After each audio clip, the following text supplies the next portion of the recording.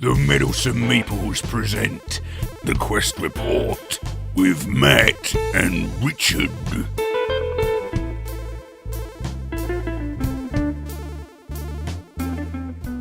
Now, if you've been following our show and our various podcasts for a while now, you'll know one thing about Richard and myself. We do like a bit of Star Trek. We do. And for our next Quest Report, we're going to discuss one of the more recent Star Trek games. It's called Star Trek Ascendancy. Now, this is quite a large game, isn't it? It takes up a bit of space.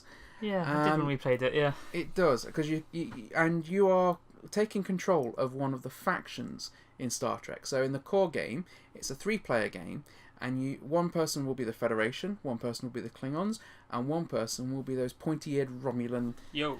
Yeah, Patach.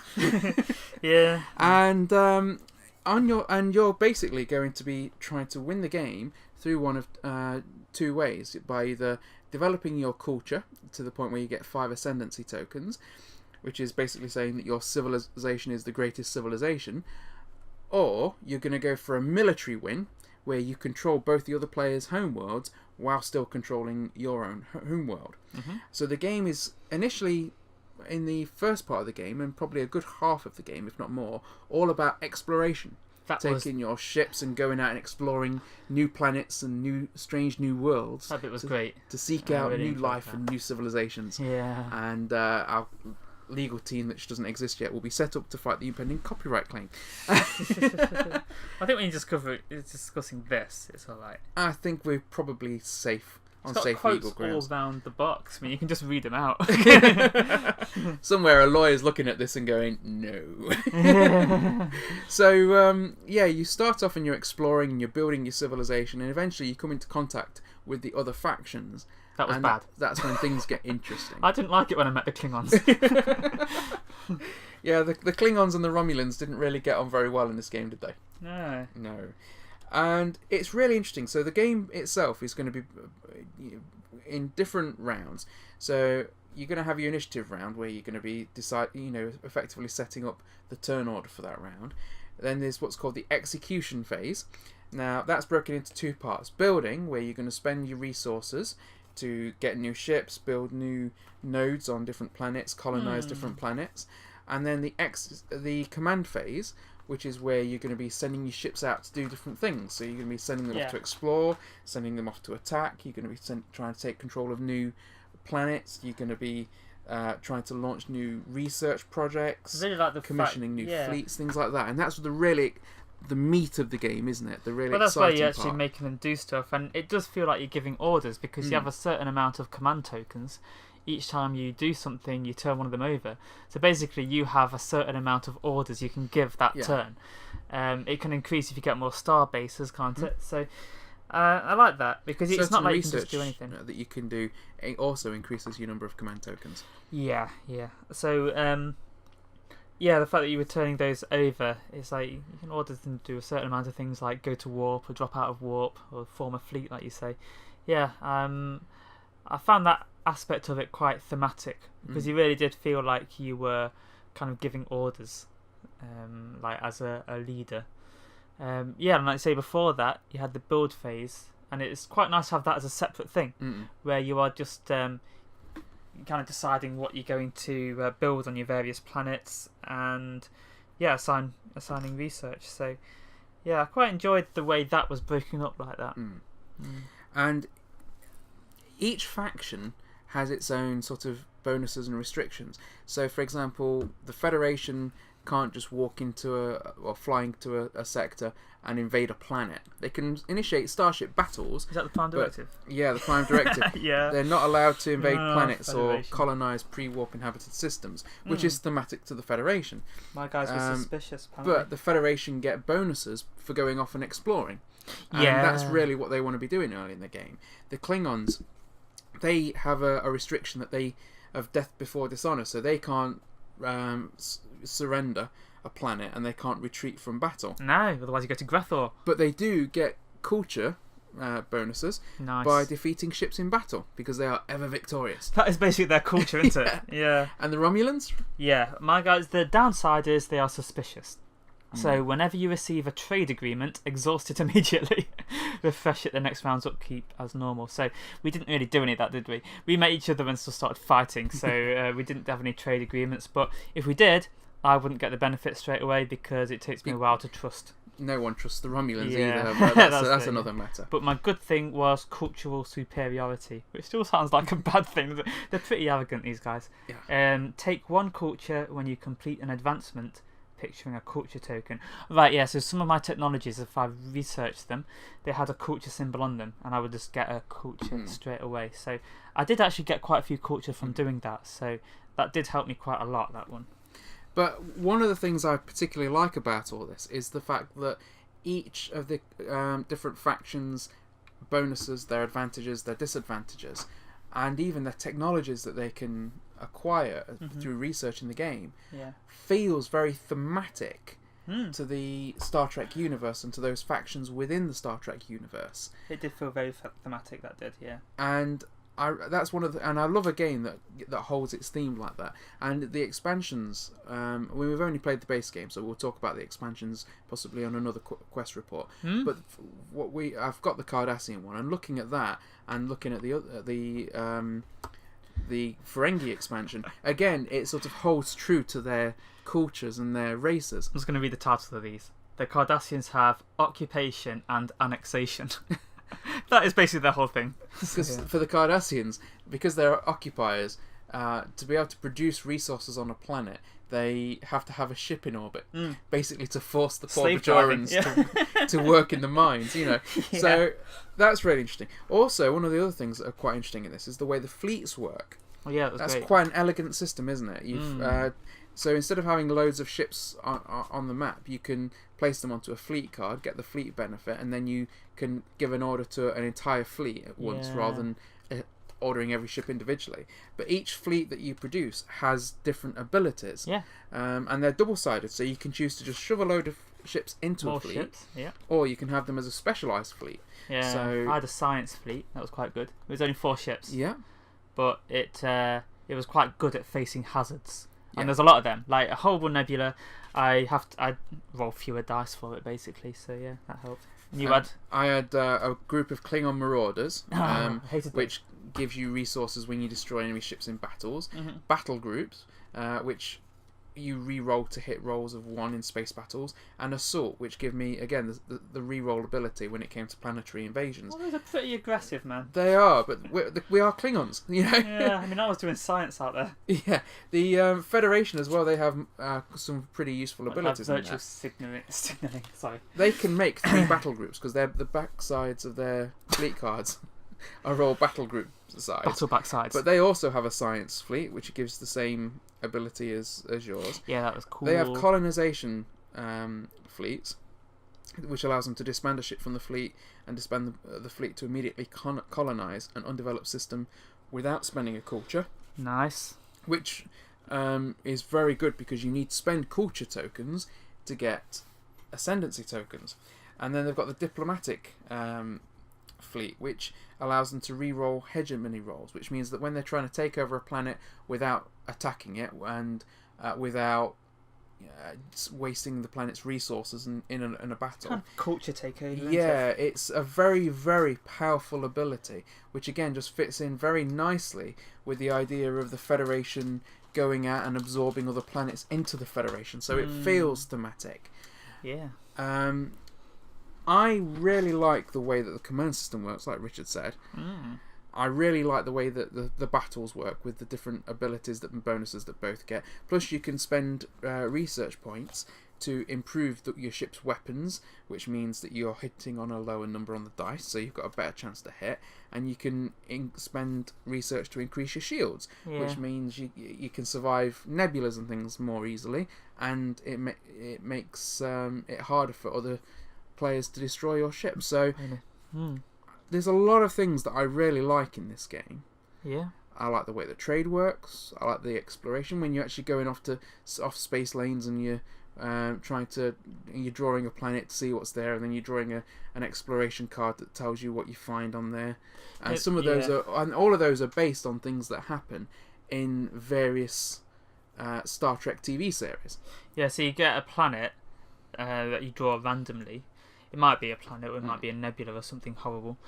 But you also then draw a card of what goes on there. Yeah. And yeah, like you say, you can recognise it as being stuff that you saw in a Star Trek episode, but then it will be on a random planet. So, like, I remember I occupied Riser at one point, and I quite liked that. That was pretty good. But I think that one was... Nothing happened there, did it? It wasn't. No, it was just like a. It was Virgin Territory. But yeah, that's what they call it, isn't it? Yeah. Which is difficult to find on Riser. Yeah, tried very hard to find that. But sometimes you get a planet that's got really good resources, and you can build a node there and like build a mining thing.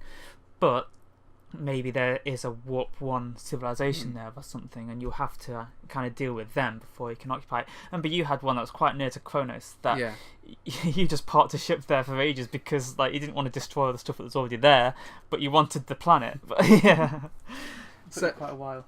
So some of them are really fun. So like you might draw an exploration card and meet Q. For example, and you might fling your ship across the galaxy. Yeah, that could happen. That could happen.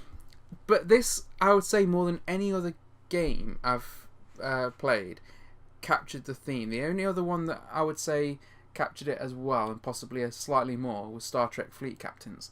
Because that did feel like you were taking a crew and you're going out.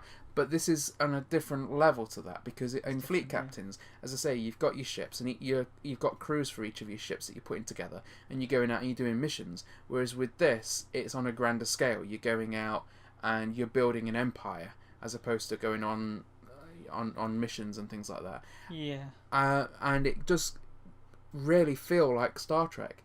It does, yeah. I was quite surprised by how much it did feel like Star Trek. And I'll tell you the thing that for me was the best, and that was the way you went to warp. And it's not like you can say, I'm going to warp, so I go across. Like, it's not like you go at import and you can go 2 spaces, but if you go at warp you can go 5 or something.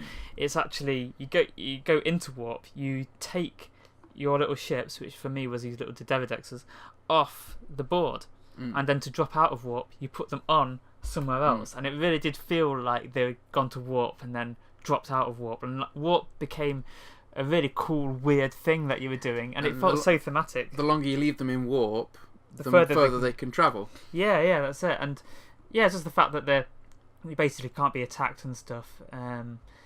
You do really got the sense that they were actually in this kind of warp bubble and everything. And for me, that was one of the most thematic things, because like ending a turn whilst you were leaving a few ships in warp, and then you can decide later where you want them to drop out of warp. That was one of my favourite things about it. Yeah. But I've played this a few times now, and I thoroughly enjoyed every game of this I played, and it felt like I was playing in the Star Trek universe. I actually, in some ways, I was thinking about whether I prefer playing this or TI, because they're on a different level in the sense that TI is also a massive game. Yeah. TI does things better than this. So, for example, TI does politics better. Because we really love getting the political cards out and having like little votes and things, and that's great fun. I love that. And bit. This doesn't do any of that. But what it does do is that kind of moving out, exploring new planets. It does that better than Twilight Imperium, in my opinion. And it's also, as much as I love the Twilight Imperium universe because of the games that all the games that I've played in there, I've really, really enjoyed. I love the Star Trek universe even more, so it grabs me more in that sense.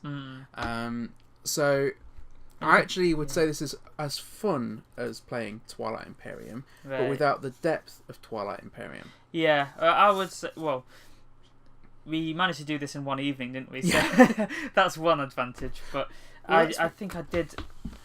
I think TI is definitely a better game, because when I was playing TI, even when if I wasn't doing so well, there were still things I felt like I could do to really affect the outcome of what was going on.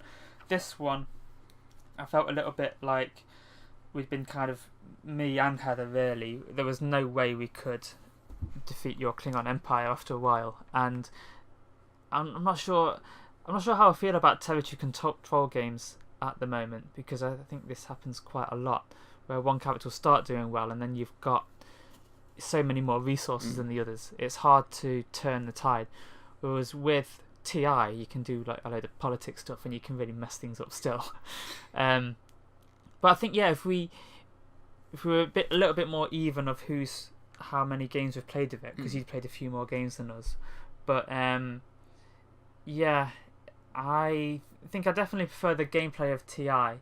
But I mean, this as a light version in the Star Trek universe is great. That's what I think. I think for me as well, as you say, TI, we have to spend so long playing TI. With this, there are optional rules that you can use to make the game faster, and we used some of those. So we used, the starting advancements, the random turn order, which meant we weren't bidding for initiative, which would, if you choose to bid for initiative, can be a major factor, because then you're spending your resources to try and get, much like in Game of Thrones, the board game, you're spending resources to try and get the initiative and to get a better turn order in your favour. Risk 22-10. Yeah. The other day, but spending resources means that it's slowing the game down, because then you've not got those resources to do other things. And having that done randomly, and having the extra starting resources, which is an extra optional rule, all of that makes the game flow pretty fast. I mean, we played this inside of 3 hours, and without those optional rules, it would have, I think, added another hour to the play. Yeah, probably would have done. Yeah. So this is a game we can get out and play in an evening. TI is not really like that. Yes. So it's definitely more accessible, I think, in that sense, than TI, and I think it's also would be less intimidating to a player for their first game, because with TI there's so much you're trying to, on your first game of it, so much you're trying to TI get your head always around. looks smaller than I think it is, and then I don't know. I think this is definitely simpler to play than TI. Oh yeah, definitely, but not the initial setup. I think the initial setup of TI is a little bit easier. I mean, this one we had a measuring tape, didn't we? Well, yeah, your starting home walls go on the board, and your starting discs go on the board, and you have to work out roughly that they're about 18 inches away from each other. But that's one of the things that does make this really interesting to me, because in TI, you've got a board that you're exploring, but everything is set. Whereas with this, the map is quite flexible. So you start off and all you've got is your 3 planets. Your planet. Yeah, so it does feel like you're exploring the unknown. Yeah, because you're putting space lanes down to connect one planet to another, and putting a new planet there. And until a planet has 2 space lanes connecting to it, you can move it around. Because the idea is that you might find a place, but then realise that there's a better way of travelling there. So you can move and so that is quite an interesting mechanic to me. But there's just so much about this game that I really, really enjoyed, really loved playing. A huge amount of fun. Really captured the theme. It's an absolute win-win for me. Yeah. It's definitely one of my favourite games now. Is it? Definitely. I think I would need a few more plays to be able to decide on it. But I did really enjoy it, but it just depends. Yeah, it depends on the distribution of how battered different players can get at it, because just because of the territory control aspect. That's all. But yeah, thematically, it's very good. I do get what you mean with that, though, because I mean, in my first play of this, I ended up surrounded by phenomenons. Yeah. I had like 2 planets I controlled, and everything around me was some sort of nebula that was destroying my ships when I went through. Yeah, but it did mean that I was getting more research tokens. So but that random drawing's going to make it different, isn't it? As territory control goes, it is a very, very good game. I'm just not sure how much I like territory control games at the moment, because in general, but this is a very enjoyable game to play. I do like this. There we are. Highly recommending this one. Star Trek Ascendancy. Be meddlesome, but live long and prosper. In space. Farewell, Quester. To find out about other productions by the Meddlesome Meeples, then check out our channel or rendezvous with us at meddlesomemeeples.com. Until next time, Quester, farewell, and keep thine axe sharp.